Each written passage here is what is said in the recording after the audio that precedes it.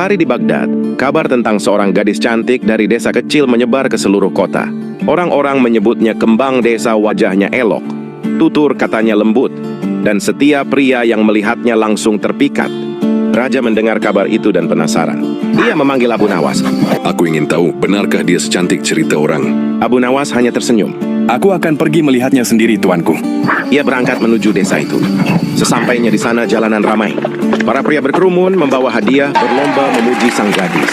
Namun Abu Nawas hanya duduk di bawah pohon, memperhatikan dari jauh. Sang gadis melihatnya. Kau tidak memujiku seperti yang lain. Aku tidak datang untuk memuji. Aku datang untuk tahu, apakah keindahan itu masih ada saat tak ada yang memuji. Gadis itu terdiam. Untuk pertama kalinya ia merasa ada yang melihat dirinya, bukan sekadar wajahnya. Beberapa hari kemudian Abu Nawas kembali ke istana. Raja menunggu di ruang tahta. Bagaimana kembang desa itu, Abu Nawas? Abu Nawas tersenyum. Benar, Baginda. Ia cantik. Tapi yang paling indah bukan yang terlihat di wajah, melainkan yang tumbuh di hati ketika seseorang belajar bahwa nilai dirinya tidak ditentukan oleh pujian. Keindahan sejati tak lahir dari pandangan orang lain, tapi dari hati yang tahu arti dirinya sendiri.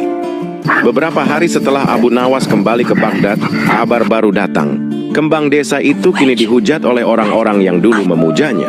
Mereka berkata kecantikannya sudah pudar, karena ia tak lagi memakai pakaian indah dan berhias seperti dulu.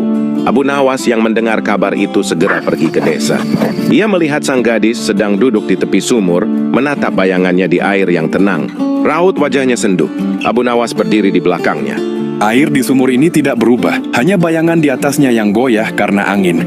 Gadis itu menoleh, matanya berkaca-kaca. Jadi kecantikan itu tidak hilang? Abu Nawas tersenyum. Tidak. Ia hanya tertutup debu penilaian orang lain. Saat kau berhenti mendengar mereka, kau akan bersinar lagi. Angin berhembus lembut.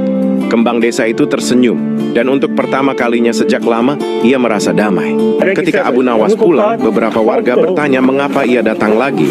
Ia hanya menjawab, Karena terkadang keindahan tidak butuh pujian, hanya butuh diingatkan untuk percaya pada dirinya sendiri. nilai dirimu tidak ditentukan oleh mata yang memandang, tapi oleh hati yang berani percaya pada kebaikan dirinya sendiri. Beberapa minggu setelah pertemuan di desa, kabar tentang kembang desa sampai ke raja. Ia ingin melihat sendiri perubahan gadis itu. Abu Nawas mengantar gadis itu ke istana, tapi bukan untuk menguji kecantikannya.